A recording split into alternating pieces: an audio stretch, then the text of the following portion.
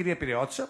Είχε έναν άντρα σαν αυτούς τους άντρες, ξέρεις, που λένε στα σπίτια ότι την κάνω τη γυναίκα μου, την κάνω τη γυναίκα μου και στο σπίτι δεν κουνάς το κεφάλι. Πάλι, μη λες ότι δεν το λέω εγώ. Αυτοί οι άντρες που κορδώναν στα καφενεία. Έχεις πείρα. Α, είδες που τα βγάζει σιγά σιγά. Έχεις πείρα. Και πήγα λοιπόν με τον άντρα αυτή ένα ταξίδι στην Αγγλία και στο αεροδρόμιο τους παίρνει μια ταξιτζού Αγγλίδα. Η γυναίκα ήξερε αγγλικά, ο άντρας δεν ήξερε. Λέει η Αγγλίδα, λέει, where are you from? Λέει η γυναίκα. Λέει η Ελληνίδα, λέει, where from Greece. Τι είπε, λέει ο άντρας. Λέει, ρώτησε, λέει, γυναίκα, από πού είμαστε και της είπα από την Ελλάδα.